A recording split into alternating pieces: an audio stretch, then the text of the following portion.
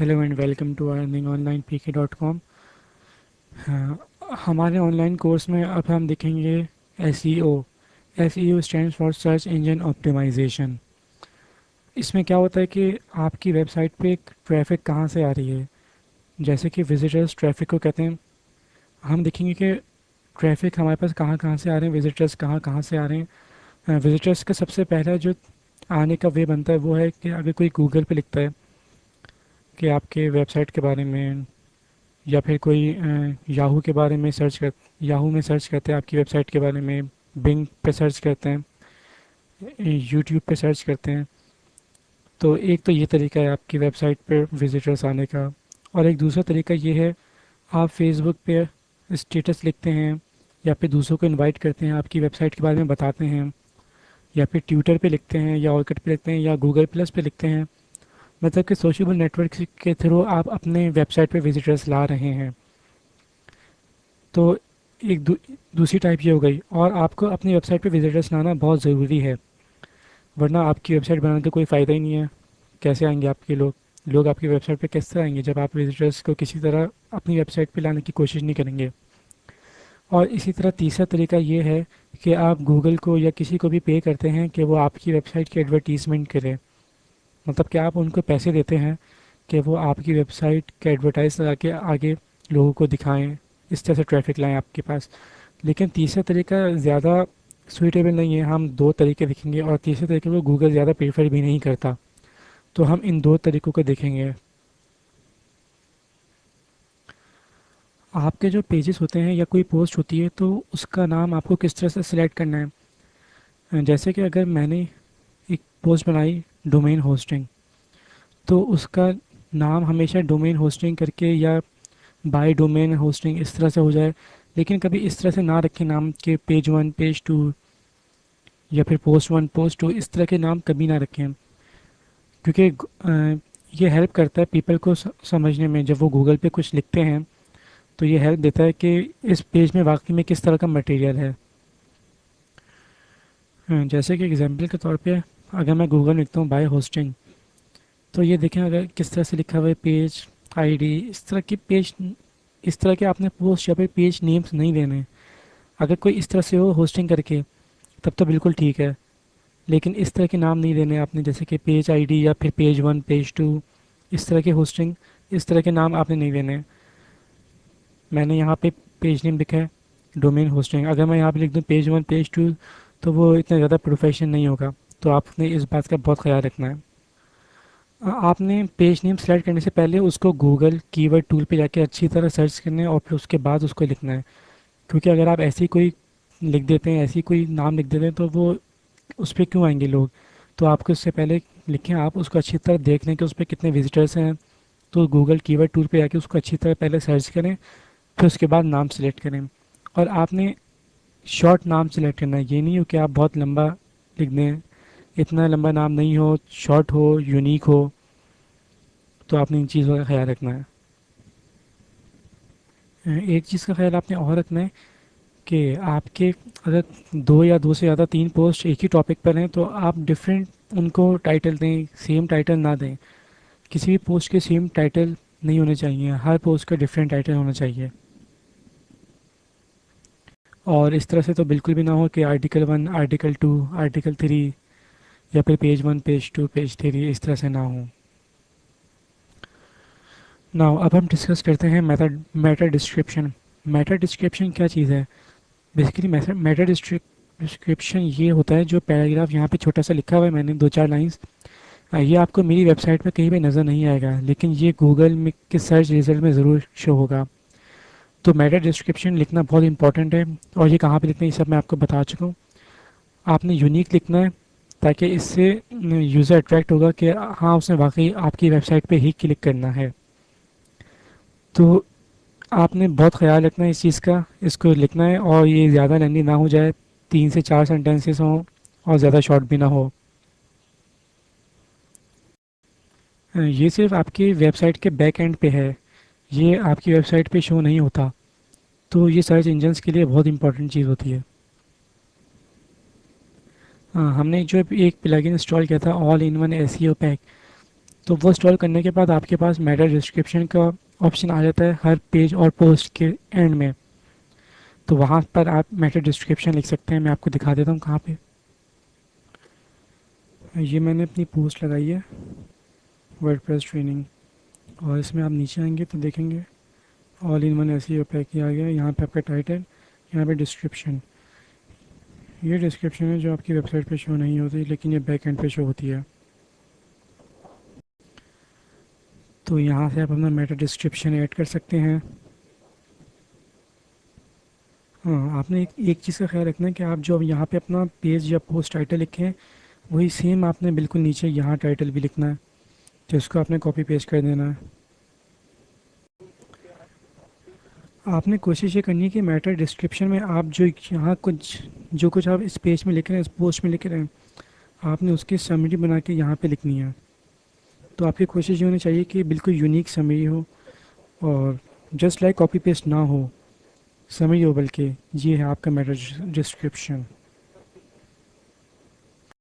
अब हम डिस्कस करते हैं पेज मेन्यू के बारे में। मैंने आपको पेज मेन्यू के बारे में बताया था कि आप मेन्यू बना सकते हैं। तो मेन्यू को बेसिकली हम नेविगेशन कहते हैं, अपनी वेबसाइट की नेविगेशन, और ये बहुत इंपॉर्टेंट होती है। लेट्स सी, ये जो पेजेस हैं, home, about, services, term of services, privacy policy, DMC, FAQ, contact us, login register, ये पेजेस बहुत ज़्यादा इंपॉर्टेंट हैं। अगर आप ये पेजेस नहीं बनाते तो आप प्रोफेशनल नहीं लगेंगे, और इसलिए फिर गूगल आपको आपकी वेबसाइट के लिए कुछ पे भी नहीं करेगा, आपकी कोई अर्निंग भी नहीं हो पाएगी। तो अगर आपको अर्निंग चाहिए कुछ, तो आपको ये साइड मैप, ये आपको नेविगेशन बनानी पड़ेगी। और इस तरह बनानी होगी कि जिससे आप प्रोफेशनल लगें, कि वाकई में आपकी वेबसाइट बहुत ज़्यादा प्रोफेशनल है, तब जाके गूगल आपको कुछ रैंक करेगा। इसलिए ये बहुत ज़्यादा इम्पोर्टेंट है। और आपने एक बात का ख्याल रखना कि कुछ भी आपका मटेरियल कॉपी पेस्ट हो नहीं, बिल्कुल भी ना हो। जहाँ पे आपने कुछ कॉपी पेस्ट किया तो वहाँ पे आपकी वेबसाइट तो समझे डूब गई। तो आपका मटेरियल 100% आपका अपना होना चाहिए। आपने कुछ भी कॉपी पेस्ट नहीं करना है। आपकी वेबसाइट पे जितना भी डेटा है वो आपका कंटेंट कहलाता है। आपने कोशिश ये करनी है कि आप वो आर्टिकल्स पोस्ट करें जो इंटरनेट पे पहले से नहीं हैं। इस तरह की चीज़ें पोस्ट करें आप। तो कुछ भी कॉपी पेस्ट नहीं होना चाहिए। और आपने अपने विजिटर्स को एक रीज़न प्रोवाइड करना है जो आपकी वेबसाइट पे आएँ। मतलब कि अगर कोई ऐसी वेबसाइट है जैसे कि यूट्यूब, उस पे वीडियोस अपलोड होती हैं। आपने भी कोई ऐसी वेबसाइट बना ली जिस पे वीडियोस अपलोड होती हैं, तो लोग आपके पास क्यों आएंगे? जबकि उनके पास आपसे एक अच्छी वेबसाइट यूट्यूब है जाने के लिए, वहाँ पे यूट्यूब में वीडियोस अपलोड करने के लिए एक वेबसाइट है। तो आपके पास क्यों आएंगे? इसलिए आपको एक ऐसा रीज़न प्रोवाइड करना है कि विजिटर्स आपके पास आएँ। तो ऐसे रीज़न्स आप अपने कंटेंट से दे सकते हैं। आपकी यूनिक कंटेंट होगा, कॉपीराइट ना होगा। तो इस तरह के रीजंस प्रोवाइड करेंगे आप, तभी आपके पास ट्रैफिक आएगी, विजिटर्स आएंगे। अगर तो आप कोई वीडियो शेयरिंग की वेबसाइट बनाने का सोचते हैं तो आपको यूट्यूब से ज़्यादा उसमें एक एक्स्ट्रा फीचर ऐसा देना पड़ेगा जो यूट्यूब के पास नहीं है।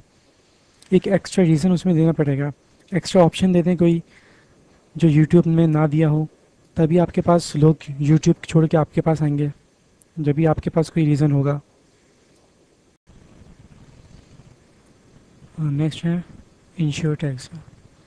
इंश्योर टैक्स क्या होता है? Basically ensure tax clickable tax होता है। जैसे कि कोई लिंक है,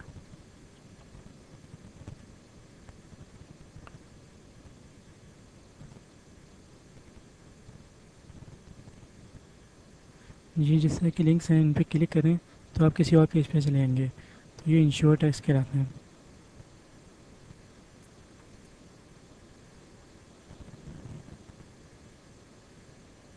इंश्योर टैक्स बनाने के लिए सिंपली आप कुछ भी लिखेंगे,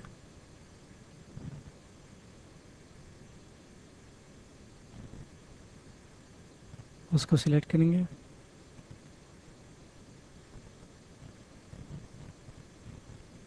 यहाँ पे जाएंगे, यहाँ पे कोई भी यूआरएल दे देंगे, उसका डाटा दे देंगे, ऐड लिंक करेंगे, तो ये क्लिकेबल टैक्स बन जाएगा।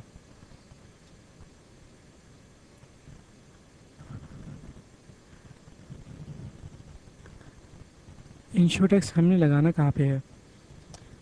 जैसे कि अगर हम कोई डाउनलोड लिंक दे रहे हों, जैसे कि यहाँ पे मैंने लिखा हुआ है इस पेज पे जाने के लिए या कुछ डाउनलोड करने के लिए। अब आप अपनी वेबसाइट पे ही जा सकते हैं। जैसे इस पे क्लिक करेंगे तो मैं अपनी वेबसाइट पे ही जाऊँगा।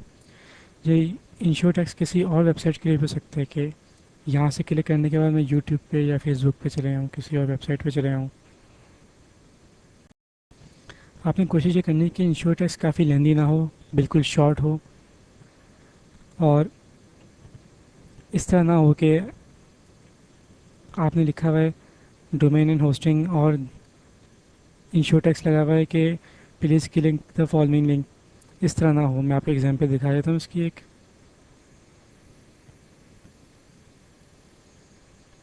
जैसे कि मैंने यहाँ पे एग्जाम्पल के तौर पे लिखा है click the following in new tab. अब कोई भी यूज़र इसको न्यू टैब में ओपन करेगा, ये आपने पूरी लिंक दे दी, तो ये तरीका सही नहीं है। इसका अडॉप्ट नहीं करना है आपने। इसके नीचे देखेंगे और example click the following in new tab, तो ये न्यू टैब पे क्लिक करते ही ओपन हो जाएगी। ये लिंक पूरी इस वर्ड के अंदर आ चुकी है। तो आपने इस तरह से सिलेक्ट करना है अपना इंश्योर टैक्स। कोशिश करनी है कि इंश्योर टैक्स ज़्यादा लेंदी ना हो, ना कि मैं इस पूरे को सिलेक्ट करके इस पे लगा दूँ। सिर्फ वर्ड्स पे, शॉर्ट वर्ड्स पे लगाना है मुझे, जैसे कि मैंने सिर्फ इस न्यू टैब पे लगाया है। हम इंश्योर टैक्स इसलिए भी यूज़ करते हैं क्योंकि हम दूसरी वेबसाइट के साथ लिंक हो जाएं, और इससे दोनों वेबसाइट को फ़ायदा होता है। तो आपके जितने ज़्यादा लिंक्स होंगे, जितने ज़्यादा बैक लिंक्स होंगे, उतना ज़्यादा आपको फ़ायदा होता है। लेकिन आपने कोशिश ये करनी है कि लिंक्स उन्हीं वेबसाइट के थ्रू बनाएं जो आपके टॉपिक से रिलेटेड हों।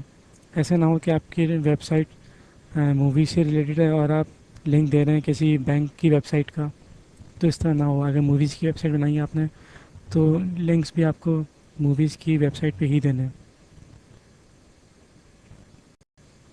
ओके, नेक्स्ट ये है कि जो आप अपनी वेबसाइट पे इमेजेस लगाते हैं, तो गूगल तो इमेजेस नहीं पढ़ सकता।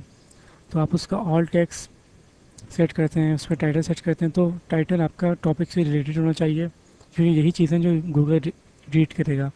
इसके अलावा वो इमेज तो रीड कर नहीं सकता, तो इसलिए इमेजेस भी बहुत मायने रखती हैं। अपनी इमेजेस के नाम इस तरह से नहीं रखने, जैसे कि इमेज 1, इमेज 2, इस तरह से इमेजेस के नाम बिल्कुल भी नहीं रखने। अपने इमेज का नाम देना है अपने टॉपिक से रिलेटेड। नेक्स्ट ये है कि आपको हेडिंग्स का भी ख्याल रखना है। आपको सेकंड हेडिंग के बाद कोई यूज़ ही नहीं करनी। हेडिंग 1 और 2 के अलावा कोई यूज़ नहीं करनी।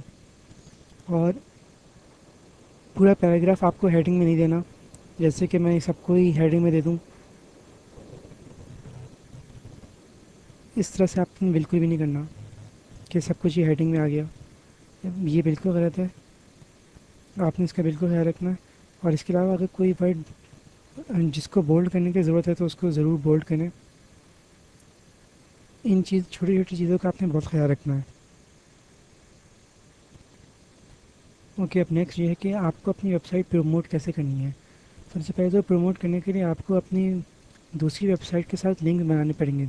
जितनी भी दूसरी वेबसाइट्स हैं जिनका आपकी वेबसाइट से का सेम टॉपिक है, आपसे अच्छी रैंक में हाई है, उससे आप लिंक बनाएंगे। बैक लिंक्स क्रिएट करें, आप उस पर कमेंट करें, और कमेंट भी आप अपना वेबसाइट का एड्रेस भी देंगे। तो इस तरह से आपका उस वेबसाइट के साथ लिंक बन जाएगा। और ये बहुत इंपॉर्टेंट है, जब आप अपनी वेबसाइट को प्रमोट करना चाहते हैं तो आपको ऐसा करना पड़ेगा। हाँ, आपने अपनी वेबसाइट के लिए एक और काम करना है। अगर आपका गूगल पे अकाउंट नहीं है तो आप गूगल पे अकाउंट बना लें, और फिर जब अकाउंट बन जाए उसके बाद लोकल/ऐट, मैं रिपीट कर देता हूँ, google.com/local/@, यहाँ पे आप जाएं। यहाँ पे आप अपना आईडी पासवर्ड लिखेंगे।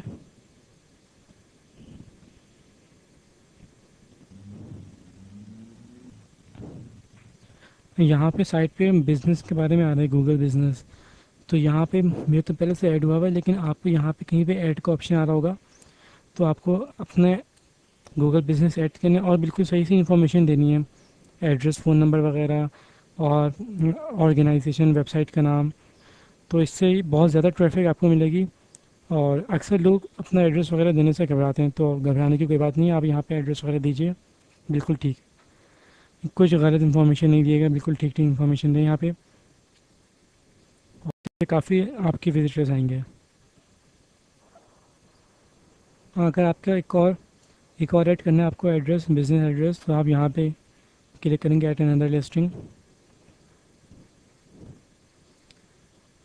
ये पेज खुल गया। यहाँ पे आप सही से इन्फॉर्मेशन लिखेंगे बिल्कुल। यहाँ पे name, company, street address, town, postal code, बाकी सारी चीज़ें लिखेंगे। और साइड पे ये मैप आ रहा है, इसमें आप अपनी लोकेशन बिल्कुल ठीक ठीक करेक्ट कर लीजिएगा। उसके बाद फिर नेक्स्ट देखते हैं। मैं एक और चीज़ आपको बताना चाहूँगा इसमें।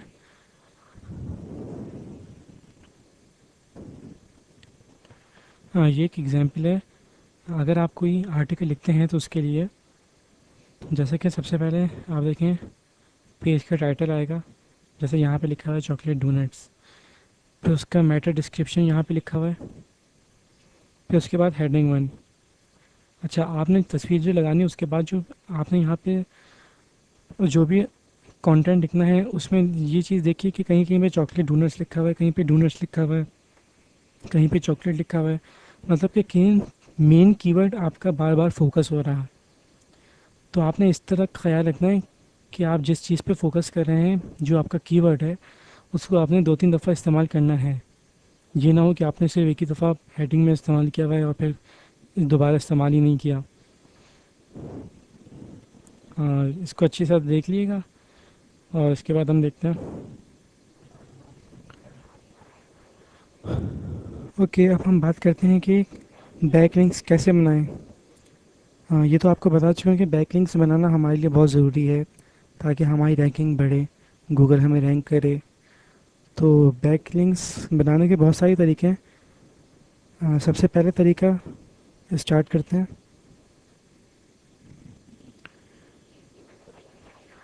फायरफॉक्स में, अगर आप फायरफॉक्स यूज़ नहीं करें तो फायरफॉक्स इंस्टॉल कर लें, क्योंकि ये काम सब उसी में हो रहा है। फायरफॉक्स में टूल्स में एड-ऑन्स का ऑप्शन आ रहा है, इसमें जाएंगे और आपको दो प्लगइन इंस्टॉल करने हैं। पहला है नो डू फॉलो 1.1, इसको इंस्टॉल करें, और दूसरा है एसईओ क्विक 2.8.6। इन दोनों को आपने इंस्टॉल करना है। यहाँ पे ये ऊपर सर्च का बटन आ रहा है, यहीं पे आप इसको नो डू फॉलो लिख के सर्च कर लेंगे।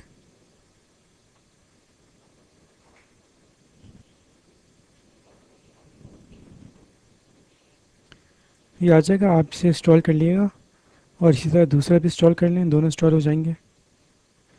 जब दोनों डाउनलोड हो जाएं, इंस्टॉल हो जाएं, उसके बाद आप अपना ब्राउज़र रीस्टार्ट करें और फिर उसके बाद हम देखते हैं कि ये दोनों करते क्या हैं, काम किस तरह से करते हैं। ये दोनों प्लगइन्स क्या काम करते हैं, कैसे काम काम करते हैं, ये हम इंशाल्लाह नेक्स्ट वीडियो में देखते हैं।